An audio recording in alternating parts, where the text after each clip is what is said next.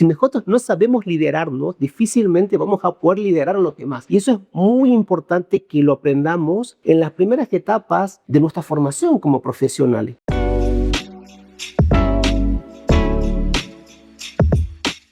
Bienvenidos a un primer episodio de Podcast 1, donde estaremos hablando acerca de las tendencias, desafíos y oportunidades que están transformando el futuro de los profesionales. Hoy nos acompaña el licenciado Tito Ábalos, ponente también de una de nuestras jornadas académicas, que hoy estará hablando acerca de liderazgo en la era de la inteligencia artificial. Licenciado, bienvenido. Muchas gracias, es un gusto para mí poder estar en este podcast en la Universidad 1. Es la segunda vez que me invitan, así que muy contento de poder compartir un poquito de conocimientos, de experiencias sobre lo que es el liderazgo. Antes de ingresar a lo que es su tema, antes de hablar lo que es el liderazgo, quisiera que nos hable un poquito de usted. ¿Quién es Tito Ábalos? Bien, Tito Ábalos es un profesional de las ciencias empresariales. Soy licenciado en Administración de Empresas, tengo 2 maestrías y estoy cursando actualmente un doctorado en la Universidad CESTE de España. Tengo varios reconocimientos a nivel nacional e internacional. He trabajado como 13 años en la parte financiera, también en la parte comercial. Actualmente soy director en una fundación que tiene su sede en México y al margen de eso soy docente ya a tiempo completo en la Universidad Autónoma Juan Vicente Saracho. Quisiera que nos cuente un poquito, usted está cursionando ahorita, ¿no? Un poco lo que me dice acerca de su doctorado, acerca de múltiples cursos que tiene. Usted vemos muchos en las redes, en distintos seminarios, capacitaciones que está pasando, pero queremos saber qué es lo que lo motiva a seguir aprendiendo, a seguir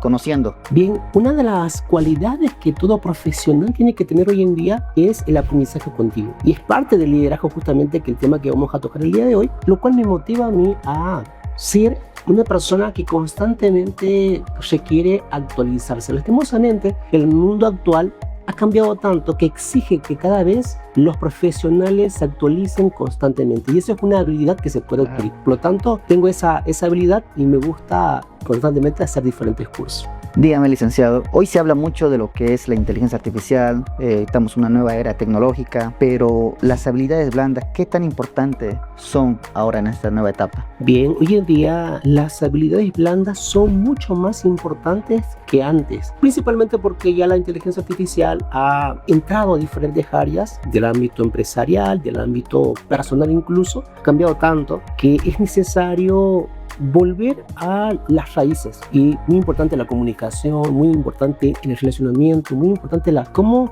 trabajamos en equipo. Lastimosamente, si bien con las inteligencias artificiales y toda la tecnología que hoy tenemos, todavía el ser humano requiere trabajar en equipo, requiere comunicarse y es muy importante ahí desarrollar las habilidades blandas. Claro, sigue siendo, ¿no? Es como usted dice, ¿no? Volver al origen para tal vez encontrarse con uno mismo y saber expresarse, saber comunicar. Es algo que la inteligencia artificial tal vez no pueda reemplazar en lo que es el ser humano. Así es. Por ejemplo, muchos jóvenes tienen conocimientos técnicos, pero ¿por qué cree que pasa que les cuesta comunicar, que les cuesta tener liderazgo? Bien, una de las, podríamos decir, desventajas de la tecnología ha hecho que el ser humano se vaya alejando de esa comunicación que las generaciones anteriores tenían. Los jóvenes de hoy en día ya no salen como salían antes, no se comunican como se comunicaban antes, todo es a través del celular y eso ha ido gestando esas habilidades blandas que son necesarias para la vida cotidiana, porque en la vida real, en el trabajo, en la empresa, en nuestra cotidianidad, necesitamos comunicarnos, necesitamos relacionarnos con otras personas y si nosotros no tenemos esa habilidad vamos a tener siempre dificultades y es lo que está pasando hoy en día con los jóvenes que no saben conectar con otros jóvenes, sino todo es a través del celular. Pero en persona, cuando se habla de persona a persona, ahí empieza a haber dificultades, que empiezan a haber diferencias porque no están acostumbrados a convivir con personas reales, sino que todo eso lo hace a través de las redes sociales o a través del celular. Por ejemplo, muchas veces vemos casos que son de jovencitos 100% mecánicos, están muy inducidos a lo que es tal vez computación, pero a la hora de comunicarse, como usted dice, con los compañeros, o a la hora de explicar o socializar sus temas, es donde se apagan o donde no pueden hacerlos necesariamente por la falta de, como usted dice, son otra generación, viene otra época, están cada vez más distantes y se está perdiendo eso. Se está perdiendo lastimosamente, lo he podido yo palpar en los últimos años que he estado trabajando, de nuevos profesionales que no han podido encajar a la forma de cómo se trabaja en las empresas actualmente, ¿no? Son mucho más, podemos decir, una generación mucho más débil en cuanto a las dificultades que se pueden dar en el trabajo, por ejemplo. No son personas que son resistentes, sino que son personas que al primer error ya desisten, son personas que no son constantes con la empresa. Por eso hay una alta rotación en las empresas, porque los jovencitos no son fieles como eran nuestras generaciones anteriores, ¿no? Un empleado nuevo entraba a una empresa y era difícil que ese empleado se vaya a otro lugar. Sí. Pero en cambio hoy en día, al primer problema que hay, ya están renunciando. Entonces no hay una continuidad. Y eso es consecuencia de todo lo que estamos viendo hoy en día, ¿no? Y ya no hay esa constancia, no hay esa seguridad, no hay esa comunicación, no hay esa pertenencia a lo que se quiere en las empresas, ¿no? Que los empleados se queden ahí para toda la vida, que es uno de los objetivos. Sí, no se puede evidenciar estos últimos tiempos la alta rotación y se ve a diario. Particularmente yo, por ejemplo, manejo ese marketing de algunos emprendimientos, empresas, y se ve ¿qué es lo que más cuesta? Retener, o sea, capacitamos a los chicos, estamos entrenándolos y cuando se van. Y es porque no tienen el sentido de pertenencia, el compromiso, tampoco tienen la necesidad muchas veces de aguantar altas horas de trabajo o a veces un poquito más de esfuerzo. Correcto. Entonces esa alta rotación hace que muchas empresas no puedan crecer o no puedan pasar de emprendimiento a empresa. Efectivamente, es un problema que no solamente pasa con los emprendimientos, también está pasando con las empresas ya formalmente constituidas, porque ya no hay esa generación que antes había, ¿no? De gente que entraba y se jubilaba en las empresas. En los últimos, por lo menos 20 años, ya no están habiendo jubilados en las empresas. ¿Por qué? Porque un empleado entra al segundo año y ya se va, o al primer año y ya se va. Y bueno, es un gasto para la empresa porque constantemente tiene que invertir en capacitación, es un retroceso para las estrategias de la empresa. Esto es un perjuicio en realidad. Si lo vemos con el fondo, contar con las nuevas generaciones en el trabajo, ¿no? Por eso es que hoy en día se ha cambiado un poco la forma de trabajo y las empresas han tenido que adaptarse y ofrecer otro tipo de modalidad para adaptarse a las nuevas generaciones. Veíamos ahí tal vez, como usted dice, ¿no? Hay nuevas tendencias, nuevas necesidades que las empresas tuvieron que adaptarse a las nuevas generaciones, se podría decir, y una de ellas tal vez es la motivación, ¿no? Ahora vemos que en diferentes empresas están usando diferentes estrategias para tener motivados a sus trabajadores, para que no se puedan ir tan rápidamente, porque como ustedes, es un retroceso. ¿Tendrá que ver algo tal vez todo este cambio en la nueva generación con el tema del liderazgo? Sí, efectivamente. Recordemos que el liderazgo nace con nosotros mismos. Si nosotros no sabemos liderarnos, difícilmente vamos a poder liderar a los demás. Y eso es muy importante que lo aprendamos en las primeras etapas de nuestra formación como profesionales. Si nosotros no tenemos esa habilidad de cumplir nuestras metas, de tener objetivo, de tener visión, de trabajar, de ser perseverantes, no vamos a poder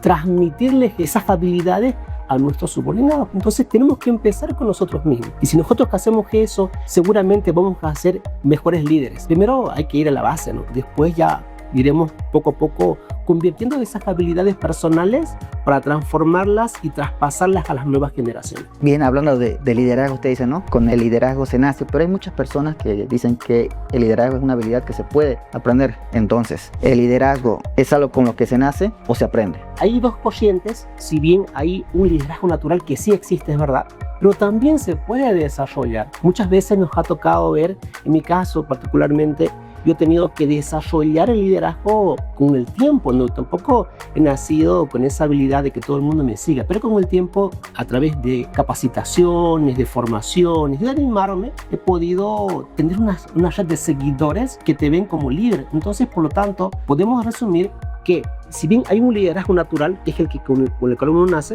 también se puede desarrollar si es que nosotros queremos y si nosotros ponemos en práctica esas habilidades que se requieren para ser un buen líder. Estábamos hablando de lo que es hoy en día, lo difícil que se ha vuelto en conectar, ¿no? Con las personas. Usted como docente tal vez está viviendo ya esta etapa tal vez con esta nueva generación. Entonces la pregunta es la siguiente. Actualmente muchos docentes coinciden que cada vez es más difícil conectar. ¿A qué cree que se debe esto? Particularmente a los cambios que se tienen en la sociedad, ¿no? La tecnología ha venido a cambiar la forma como los estudiantes estudian, la forma como ellos se comunican. Entonces, ahí creo que es importantísimo que los docentes desarrollen una habilidad que se llama adaptación. Esa habilidad nos permite entender a las nuevas generaciones. Si bien nosotros venimos ya con una mentalidad de nuestra generación, con conocimientos, habilidades, tenemos que desarrollar esa habilidad de adaptación para entender a las nuevas generaciones. Es muy importante hacer eso, ¿no? Porque siempre vamos a tener problemas si es que no desarrollamos la adaptabilidad para poder entender cómo aprenden ellos, cómo se comunican. Solamente de esa forma vamos a poder conectarnos mejor con los estudiantes porque en definitiva ellos aprenden aprenden su ritmo de manera distinta, su capacidad de atención es más limitada. Entonces nuestras clases, que antes eran horas de discurso, eran clases discursivas, se tienen que complementar o adaptar a un entorno mucho más dinámico, donde incluyamos, no sé, videos cortos, donde podamos contar historias, donde podamos dar algunas lecturas, algunos casos prácticos. Entonces la clase, que antes era expositiva únicamente, se convierte en un teatro en el cual muestras diferentes herramientas, diferentes habilidades para poder llegar a los diferentes estudiantes. Recordemos que ahí entra también esa capacidad de aprendizaje que tienen los estudiantes, que es diversa, ¿no? Algunos son auditivos, otros son kinestésicos, otros son visuales. Entonces necesitamos como docentes tener una gama de herramientas para poder llegar a los diferentes estudiantes que vienen incluso con diferentes niveles de conocimiento. No es lo mismo un estudiante que viene del campo que uno de la ciudad. Por lo tanto, son diferentes elementos que como docentes tenemos que tener y saber identificar qué es lo que necesita cada uno de ellos. ¿Qué cree que los estudiantes necesitan hoy de sus docentes, además del conocimiento? Hay un concepto que se manejaba hace mucho tiempo, que ya no podemos ser docentes como tal. O sea, la forma de enseñar ha cambiado y el rol del docente se ha ido transformando en los últimos años, y hemos pasado de ser maestros docentes ahora a ser mentores de vida. Es un nuevo concepto que se está manejando en diferentes países, que va mucho más allá de simples transmisores de conocimiento, para que los estudiantes vean en nosotros, los docentes, un ejemplo a seguir. Y para ello nosotros tenemos que trabajar en nuestra imagen, tenemos que trabajar en nuestra formación, tenemos que trabajar en nuestra experiencia y una serie de cosas para que ellos vean en nosotros un modelo a seguir, y nosotros capacitarlos, prepararlos para enfrentar las adversidades de la vida. Ese es nuestro nuevo rol. No solamente transmitir conocimiento, sino guiarlos para que sean ciudadanos de bien, profesionales de bien y personas de bien. Muchas veces decimos, ¿no? Nadie escucha a quien no admira. Entonces eso es una realidad que se está viviendo hoy en día, y se está viendo claramente por qué hay deserciones tal vez en las universidades, por qué dicen que esto no es lo mío y se dedican a algo más técnico o están aventurándose. Le comento así cortito: el año pasado tuve la oportunidad de participar en los EXMA Bolivia. Eso es muy bueno. Y donde los speakers contaban cuál era la casualidad, que muy pocos se dedicaban. Uno era abogado, el otro no era profesional, pero eran excelentes oradores, habían fundado muchísimas empresas, tenían sus habilidades blandas desarrolladas exponencialmente. ¿Y qué nos decían ellos? Que la educación va a cambiar de aquí un tiempo, que ya hoy en día es tal vez un título profesional no te garantiza lo que es un trabajo como lo era antes, tal vez en tiempos de nuestros padres. Pero ¿qué están haciendo ellos con sus hijos? Mi hija quiere aprender diseño gráfico. Lo mandaré con el mejor diseñador del país, de Sudamérica. Ahora curso intensivo de 6 meses, 3 meses. Ahora quiere aprender producción de videos. Lo mando con el mejor producción de videos. Y entonces en el camino van a encontrarnos ellos mismos, a qué es lo que quieren realizar, si estaban cerca, estaban lejos.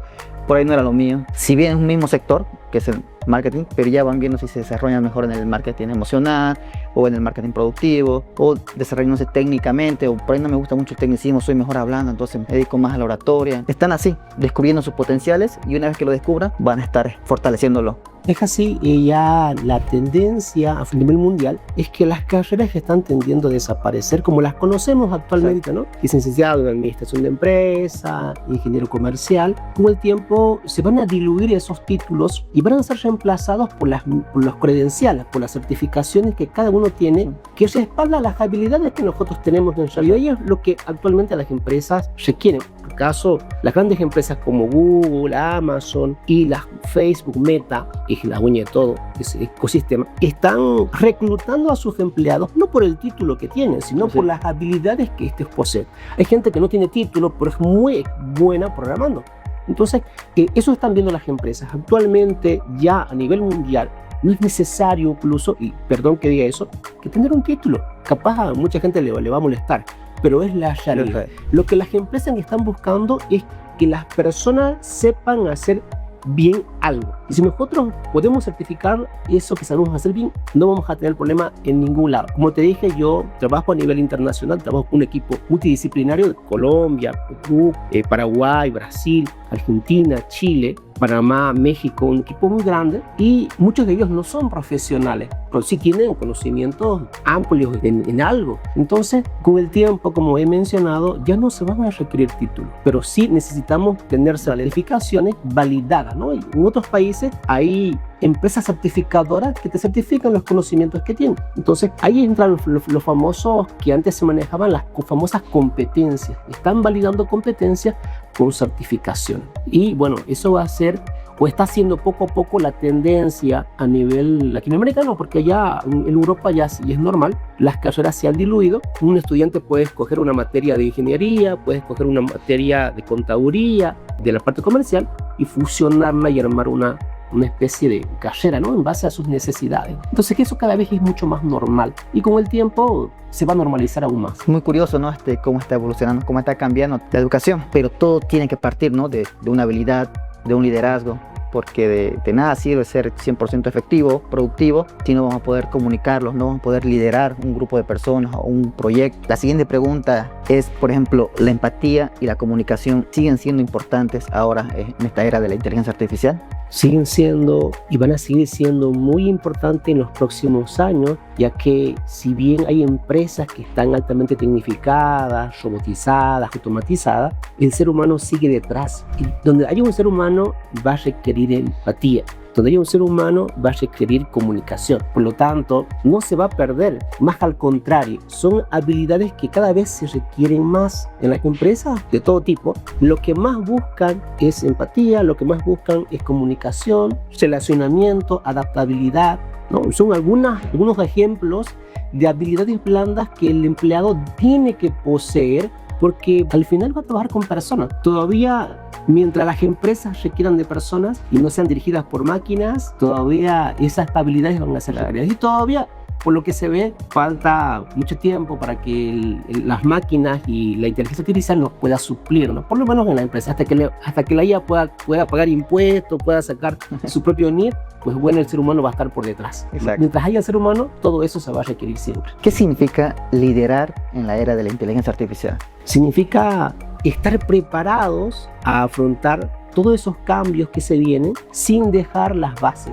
No solamente tener los conocimientos y las habilidades necesarias hoy en día, manejo de herramientas, manejo de inteligencia artificial, sino que también tenemos que volver a las raíces, a volver a practicar los valores, a volver a desarrollar esa habilidad de comunicación, de relacionamiento que es muy necesario para poder comunicarnos con los demás, a tener empatía para entender a los demás. Hay gente que tal vez es discapacitada, la inclusión también es muy importante en las empresas, lo hemos visto a nivel mundial, como ya el ser humano es más empático y hay gente con discapacidad trabajando en las empresas y por lo tanto tenemos que aprender a convivir con esa gran diversidad que nos va a tocar vivir. En el caso mío, trabajo con gente de diferentes países y he podido notar, ¿no?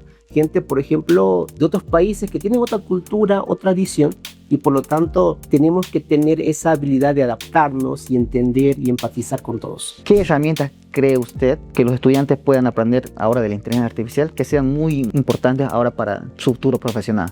Lo importante, y esto no es tanto una herramienta, lo importante que tiene que hacer toda persona, no solamente los estudiantes en este caso, es aprender a utilizar correctamente la inteligencia artificial. ¿Y qué implica usar correctamente? Que primero se use de manera ética. Estamos viendo que los estudiantes, y pasan todas las universidades, las tareas, los exámenes y todo lo que el docente les da, lo hacen con inteligencia artificial. Y se ha medido, y hay estudios que han avalado, la capacidad de conocimiento que tienen los estudiantes se ha reducido bastante en los últimos años, justamente porque están haciendo un mal uso de la inteligencia artificial. Alguien me decía en una conferencia que dijo justamente de liderazgo, del mismo tema, nosotros utilizamos las inteligencias artificiales, ¿no? Hacemos las tareas, hacemos los exámenes, todo lo hacemos con inteligencia artificial. Estamos actualizados, estamos con las tendencias, pero ¿cuánto conoces de las materias que han cursado este año? Y todos calladitos, ¿no? Porque se dan cuenta de que no es simplemente usar por usar la inteligencia artificial, sino que hay que utilizarla de manera correcta, de manera ética,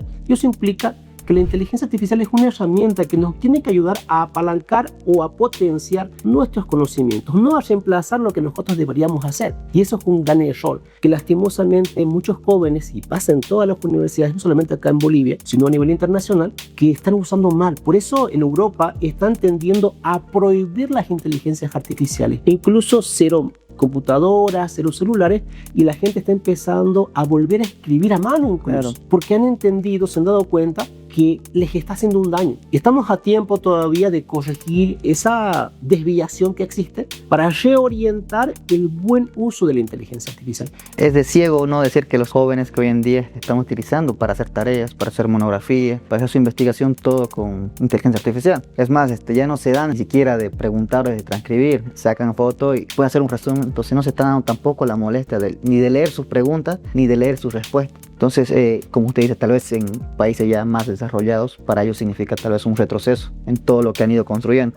Si bien la inteligencia artificial viene a ayudarnos, es un mecanismo más para el ser humano. Es muy importante reflexionar a los estudiantes la forma como tienen que liderar su vida, la forma como tienen que afrontar el futuro para ellos, ya que si ellos no toman conciencia de lo que está pasando hoy en día, más adelante cuando salgan al mundo laboral se van a chocar con una realidad y eso a muchos les va a doler. ¿Qué consejo le daría usted a los jóvenes universitarios, futuros profesionales, para usar de mejor manera las herramientas tecnológicas?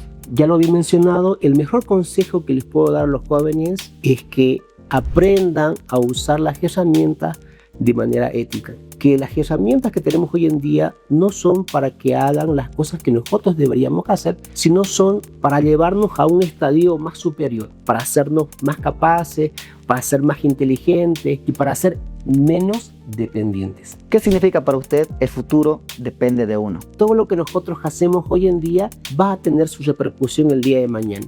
Lo que decía mi padre, todo lo que hagas hoy lo vas a ver los frutos el día de mañana. Entonces, si nosotros trabajamos hoy en capacitarnos, en aprender, en relacionarnos, en desarrollar todas aquellas habilidades que necesitamos, seguramente todo eso a la larga vamos a ver los frutos, ¿no? Y eso es lo que me ha pasado. Hemos podido, por lo menos en mi caso, he podido ir desarrollando todo paso a paso diferentes habilidades, diferentes conocimientos que hoy en día me han llevado a estar en ámbitos internacionales y bueno, he dictado conferencias en varios países, he podido trabajar con diferentes profesionales, entonces puedo decir en carne propia que todo lo que nosotros hacemos hoy en día, el día de mañana vamos a recoger esos frutos que el trabajo que nosotros hacemos hoy va a ser distribuido el día de mañana. Hablando un poco de lo que fue hoy, recordando que el liderazgo, la capacidad de adaptarse, siempre van a ser clave del éxito profesional.